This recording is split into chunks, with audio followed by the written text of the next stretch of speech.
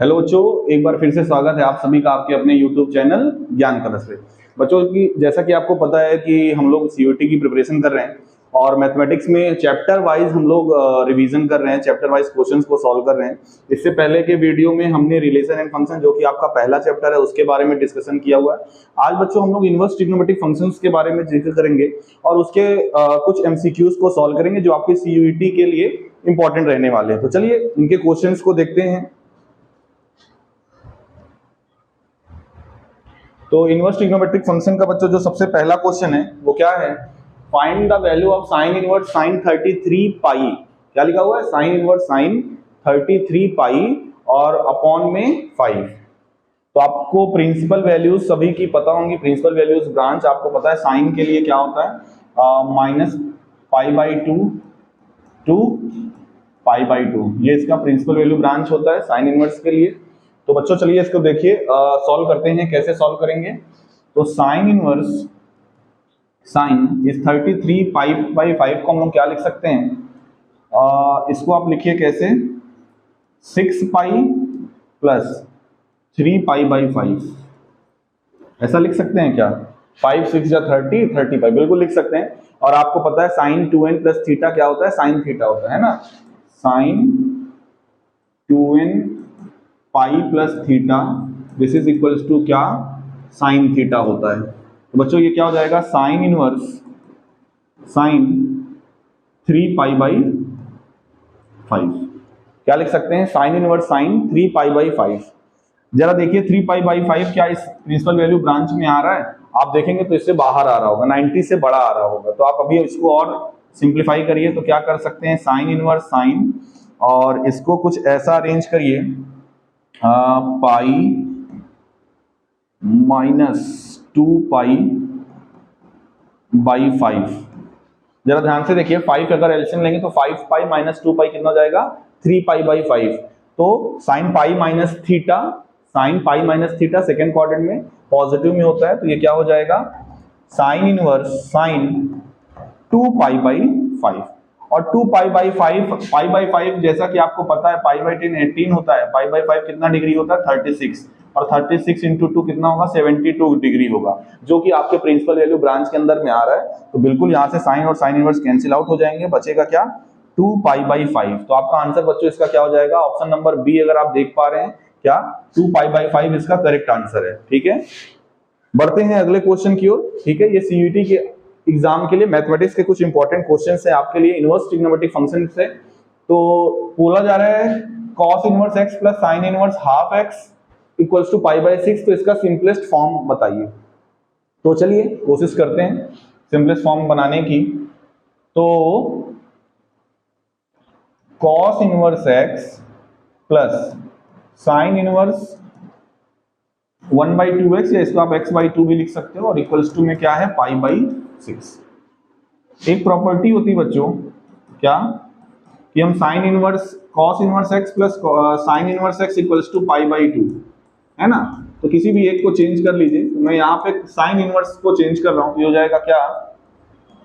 cos inverse pi by 2 क्या हो जाएगा?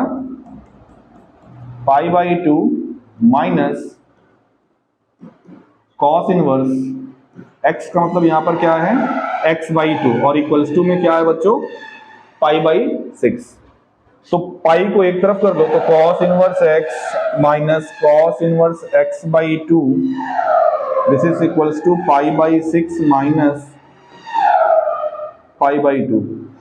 तो ओवरऑल इसको जब सॉल्व करेंगे तो क्या आएगा? cos inverse x minus cos inverse x/2 है ना, और इक्वल्स टू में pi by 6 minus pi by 2। आप 6 एलसीएम ले लो, ये हो जाएगा pi minus 3 pi this is equals to minus 2 pi by 6 है ना। क्या आएगा? माइनस 2 पाई बाई 6 को आप क्या लिख सकते हो? माइनस पाई अपॉन में 3, माइनस पाई अपॉन में 3। तो हमारे पास जो एक्सप्रेशन आया वो क्या आया है? cos inverse x minus cos inverse x/2 this is equals to minus pi by 3। ठीक, अब आपको करना क्या है? यहां पर cos inverse x minus cos inverse y की प्रॉपर्टी लगानी है बच्चों। अब कहोगे सर प्रॉपर्टी तो 12th में हमने पढ़ा नहीं है, बिल्कुल बोर्ड में तो नहीं था। आपके बोर्ड एग्जाम में तो ये डिलीटेड था, तो इसकी प्रॉपर्टी क्या होती है, फॉर्मूला, अगर cos inverse x minus cos inverse y लिखा हुआ है तो ये किसके बराबर होता है, ये होता है बच्चों cos इनवर्स xy, यहां माइनस है तो यहां हो जाएगा plus under root 1 minus x square और इनटू में under root 1 minus Y square. तो ये बच्चों होती है आइडेंटिटी या प्रॉपर्टी कह सकते हो, cos inverse x minus cos inverse y बराबर cos inverse xy plus under root 1 minus x square into में under root 1 minus Y square. इस वैल्यू को आपको सब्स्टिट्यूट करना है, ठीक है। यहां पर आपको करना क्या है, अब ये जो वैल्यूज दी हुई है x और x/2, इसको आप x और y की जगह पे बच्चों रखेंगे और सॉल्व करेंगे। मतलब cos इनवर्स xy का मतलब x into x/2 plus under root 1 minus x square, तो इसको 1 माइनस एक्स स्क्वायर ही रहने दो, और ये under root 1 minus Y square, तो 1 माइनस एक्स स्क्वायर अपॉन में 4, यही आएगा।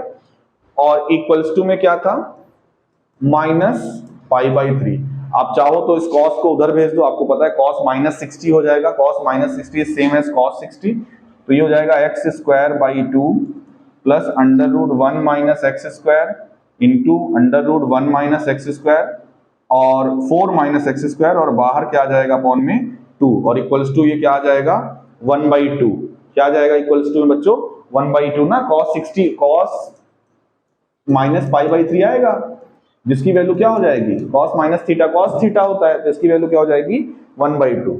देखो 2 एलसीएम लेके आप काट सकते हो, तो आपको मिलेगा क्या, X square plus under root 1 minus x square और यहां से under root 4 minus x square और इक्वल्स टू में 1। ठीक, इसको आप बच्चों सॉल्व करिए। चल सॉल्व कैसे करेंगे ये भी बता दीजिए, बिल्कुल इसमें कोई दिक्कत है नहीं। आप करिए क्या, under root 1 minus x square under root 4 minus x square को एक तरफ रखिए और इधर एक्स स्क्वायर को इधर भेज दीजिए, क्या आया 1 माइनस एक्स स्क्वायर।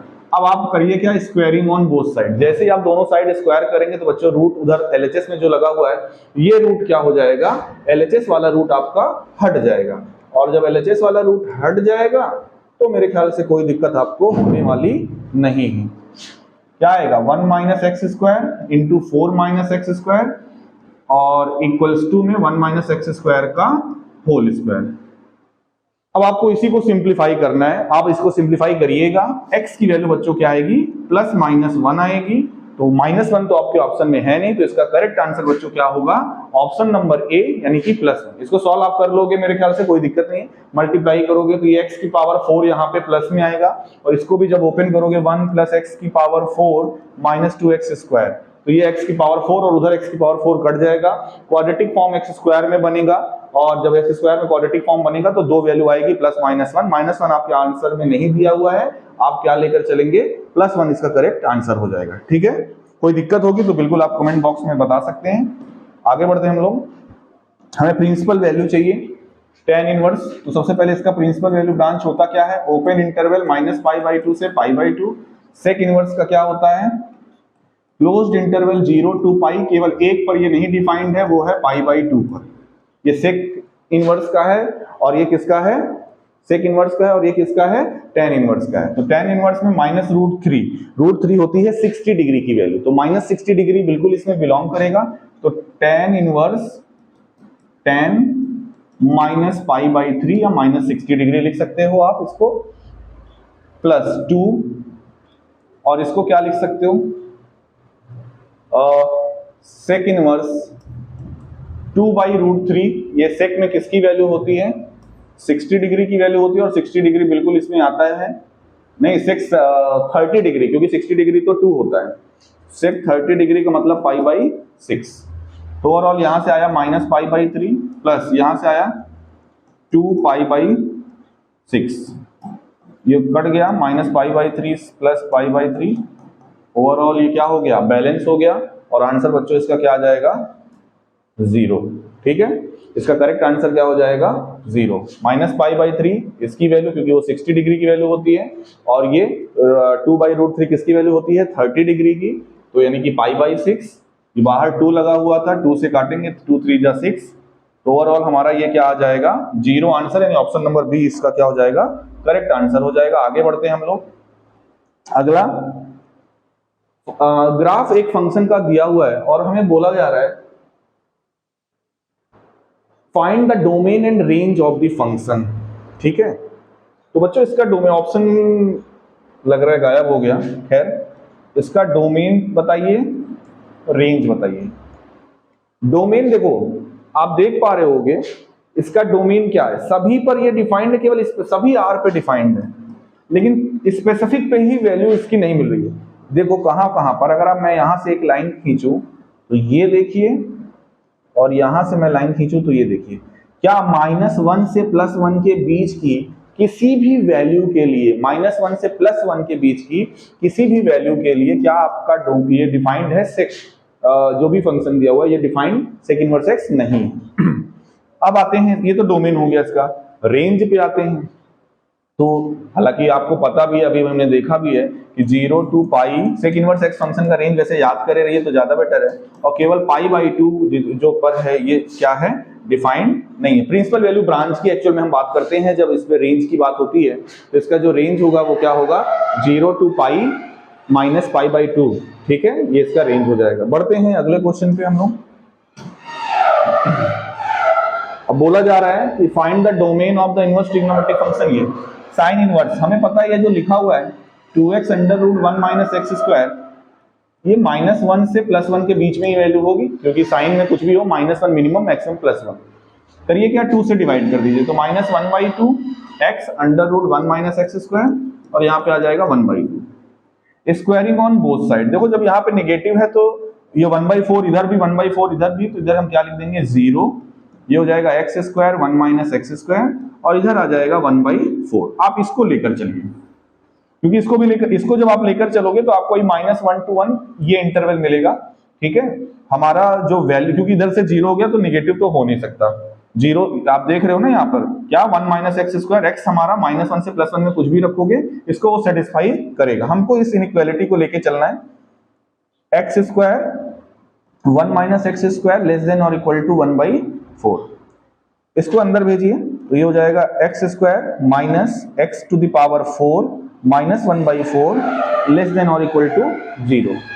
बच्चों करिए क्या, इसको थोड़ा सा अरेंज करिए, अरेंज ऐसा करिए, क्योंकि पावर हाईएस्ट पावर वालों को पहले लिखते तो माइनस कॉमन ले लीजिए पूरे में, x⁴ -x² + 1/4, आपने माइनस कॉमन लिया तो इनइक्वालिटी का साइन क्या हो जाएगा, चेंज हो जाएगा, तो ये हो जाएगा x² -1/2 का होल स्क्वायर ग्रेटर देन और इक्वल टू 0। तो यहां से मिलेगा क्या, x² -1/2 ग्रेटर देन और इक्वल टू 0।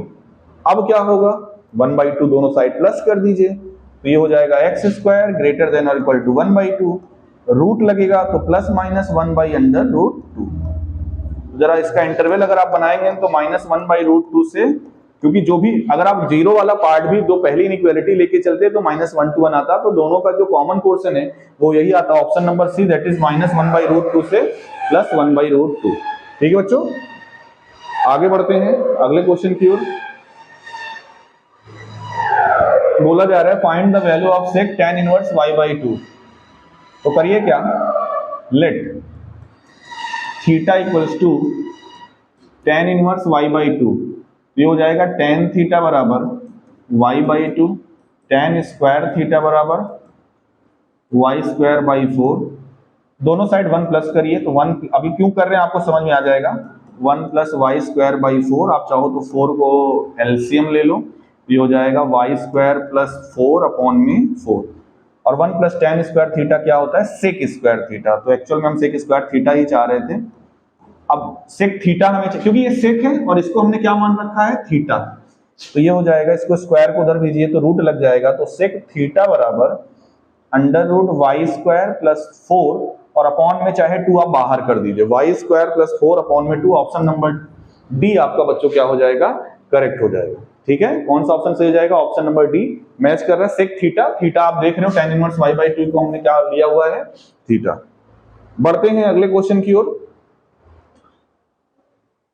तो चलिए ये इजी है, x की वैल्यू पूछ रहा है और दिया हुआ है कि तो ये कुछ भी हो, साइन लगा हुआ है पहले, साइन दैट इक्वल्स टू 1, हमें पता है साइन 90 डिग्री 1 होता है, तो कुल मिला के हमें कुछ भी करके इसको लाना है, tan inverse 1/10 plus cot inverse x equals to π/2। तो जरा ध्यान से देखिए, और x की वैल्यू पूछ रहा है, x यहाँ पर क्या रखे कि यहाँ पे π/2 आ जाए, क्योंकि sin 90 क्या होता है 1 होता है। तो हमें पता है प्रॉपर्टी, हमने ITF की प्रॉपर्टी सारी याद कर लो, tan inverse x plus cot inverse x, जैसे sin inverse x plus cos inverse x, तो cot इनवर्स है, तो tan inverse x plus cot inverse x बराबर π/2, ये 1/10 है, तो x को भी क्या होना चाहिए, x अगर हमारा 1/10 हो गया तभी तो इनको ऐड करने पर प्रॉपर्टी होल्ड करेगी और π/2 आएगा, तो x की वैल्यू क्या हो जाएगी 1/10। ठीक है, आगे बढ़ते हैं अगले क्वेश्चन की ओर। इजी है ये, इस तरह का क्वेश्चन आपने किया हुआ है क्लास 12th में। tan इनवर्स cos -90, चाहे जो भी 90 हो 0 होता है, और tan इनवर्स 0 की value 0, principal value branch -π/2 open interval में प्लस π/2, तो 0 इसका करेक्ट आंसर, यानी ऑप्शन नंबर ए इसका क्या हो जाएगा, करेक्ट आंसर हो जाएगा। ठीक है, आगे बढ़ते हैं। क्या बोला जा रहा है, इसकी वैल्यू ये भी आसान है, sin इनवर्स 2 sin 90, sin 91 होता है, यहाँ पे बचा 2, तो sin इनवर्स 2। अब ये बताइए कि ये क्या पॉसिबल है, क्योंकि मैक्सिमम मिनिमम -1 और मैक्सिमम वैल्यू क्या हो सकती है, +1 हो सकती है बच्चों, मिनिमम -1 और मैक्सिमम +1 हो सकती है, तो sin इनवर्स 2 एग्जिस्ट ही नहीं करेगा, इसका कौन सा आंसर हो जाएगा, option number D, does not exist. ठीक है, तो अगला क्वेश्चन क्या कह रहा है, देखिए y बराबर sin x इन्वर्टिबल है, तो आप बताइए वैल्यू ऑफ x किस वैल्यू के लिए इन्वर्टिबल, तो सीधा सीधा आप आंसर रखिए क्या, -π/2 से +π/2 है ना, ये इसका प्रिंसिपल वैल्यू ब्रांच होता है। इन्वर्टिबल का मतलब sin इनवर्स x के लिए आपको प्रिंसिपल वैल्यू ब्रांच बताना है, क्या होता है, क्लोज्ड इंटरवल -π/2 से +π/2। ठीक, तो ऑलमोस्ट ITF के आपने ये सारे क्वेश्चन देख लिए, पूरे खत्म है। ITF में बच्चों सबसे इंपॉर्टेंट दो चीजें हैं आपके CUET एग्जाम के लिए, एक तो NCERT में जितनी भी प्रॉपर्टीज दी हुई हैं, sin inverse x plus cos inverse x बराबर π/2, tan inverse x plus cot inverse x बराबर π/2, इसी तरह sec इनवर्स x और cosec इनवर्स x की भी है कुछ फॉर्मूले, sin inverse x plus sin inverse y, cos inverse x plus cos inverse y, same वही चीज माइनस में tan inverse x plus y क्या होता है, tan inverse x minus y क्या होता है, जितने भी प्रॉपर्टीज दी हुई है बोल्ड लेटर्स में दिया हुआ है उसको आप याद कर लीजिए। साथ ही साथ प्रिंसिपल वैल्यू ब्रांच सारे इनवर्स ट्रिग्नोमेट्रिक फंक्शन का आपको याद होना चाहिए, प्रिंसिपल वैल्यू ब्रांच सारे इनवर्स ट्रिग्नोमेट्रिक फंक्शन का आपको क्या होना चाहिए बच्चों, याद होना चाहिए। ठीक है, मैंने ट्रिक भी बताया हुआ है इनवर्स ट्रिग्नोमेट्रिक फंक्शन के लिए कि आप कैसे वर्टिकल और हॉरिजॉन्टल में लाइन को ब्रेक करिए, ये वर्टिकल लाइन है, ये हॉरिजॉन्टल लाइन है, यहाँ पे 0 मार्क करिए, यहाँ पे पाई मार्क करिए, ये π/2 प्लस में, ये π/2 माइनस में, और आप सीरियल से सभी ट्रिग्नोमेट्रिक रेशियो को लिख डालिए, sine inverse, cos inverse, tan inverse, cot inverse, sec inverse और कॉसेक इनवर्स। ठीक, इसके बाद क्या करिए, वर्टिकल हॉरिजेंटल, वर्टिकल हॉरिजेंटल और हॉरिजेंटल वर्टिकल, ये लिख डालिए। अब इसका मतलब क्या है वो मैं आपको समझा रहा हूं। वर्टिकल का मतलब ये हुआ, इसको थोड़ा सा साइड में बना के चलते हैं, तो यहीं पे आगे बना देंगे, माइनस सॉरी ये क्या है, पाई है, ये 0, ये π/2, ये -π/2। वर्टिकल का मतलब इस लाइन से, हॉरिजेंटल का मतलब इधर वाली लाइन से, एक्स एक्सिस से। ठीक है, एक्स एक्सिस हमारे लिए हॉरिजेंटल लाइन है और वाई एक्सिस हमारे लिए क्या है, वर्टिकल लाइन है। ठीक, तो देखिए वर्टिकल में माइनस, यहाँ क्या है, लोअर वैल्यू क्या है -π/2, अपर वैल्यू क्या है +π/2। अब आपको देखना यह है कि क्या इस पूरे लाइन पर कोई ऐसा एंगल जिसपे साइन डिफाइंड ना हो, साइन हर एक एंगल पर डिफाइंड है, पूरी रियल वैल्यूज पर डिफाइंड है, तो यहाँ पर इसमें क्या, इसका प्रिंसिपल वैल्यू ब्रांच क्या हो जाएगा, क्लोज्ड इंटरवल -π/2 से +1, क्योंकि हर एक डिग्री पर डिफाइंड है साइन। सिमिलर वे में कॉस इनवर्स के लिए हॉरिजॉन्टल लाइन देखिए, यहाँ पे पाई लिखा हुआ है, यहाँ पे 0 लिखा हुआ है, छोटी वैल्यू 0 है और बड़ी वैल्यू पाई है, तो 0 to पाई लिख दीजिए, और 0 पे भी डिफाइंड है, पाई पे भी डिफाइंड है, यानी सारी वैल्यूज पर, अगर एंड पॉइंट पर डिफाइंड है और बीच में यहाँ पे सारी वैल्यूज पर भी ये क्या होगा, डिफाइंड है। तो ये हो गया principal value branch cos inverse का। अगला फंक्शन क्या है, आप देख रहे हो tan इनवर्स। tan इनवर्स के लिए हम लिख रहे हैं प्रिंसिपल वैल्यू ब्रांच, क्योंकि यहाँ पे फिर से वर्टिकल आ गया, तो लिखना वही है -π/2 से +π/2, लेकिन इस बार हमने ओपन ब्रैकेट लगाया है क्योंकि 90 और -90 पर tan डिफाइंड नहीं है। इसी तरह cot इनवर्स के लिए 0 to π ओपन यहां पर भी लगाएं क्योंकि 0 और π पर cot भी हमारा डिफाइंड नहीं है। अब देखिए सेक में हॉरिजेंटल है, यहाँ पे क्या लिखना है, सेक हमारा अभी हमने क्वेश्चन भी किया है इससे रिलेटेड 2 कि 0 से π ये हॉरिजेंटल लाइन है, ये सभी पर 0 से π सभी एंगल पर डिफाइंड है, लेकिन π/2 एक ऐसा 0 से लेकर 180 डिग्री तक के सभी एंगल पर डिफाइंड है, लेकिन सेक 90 डिग्री डिफाइंड नहीं है। तो यहाँ पर आप सिंगलटन π/2 को क्या कर दीजिए, माइनस कर दीजिए। और लास्ट में cosec inverse x -π closed interval -π/2 से +π/2 सभी पर डिफाइंड है, एक्सेप्ट एक वैल्यू पर कॉसेक इनवर्स नहीं मिलता है, वो है 0, क्योंकि sin 0 0 तो कॉसेक 0 आपका डिफाइंड नहीं होगा। तो ये सारे हो गए क्या, प्रिंसिपल वैल्यू ब्रांच, ये याद होना चाहिए, प्रॉपर्टी याद होना चाहिए। आईटीएफ का कोई भी क्वेश्चन आपसे बच्चे छूटेगा नहीं, ये गारंटी है। ठीक है, तो नेक्स्ट वीडियो में हम लोग नेक्स्ट चैप्टर यानी कि मैट्रिक्स के क्वेश्चन करेंगे। तब तक के लिए जुड़े रहिए हमारे चैनल से। Thank you.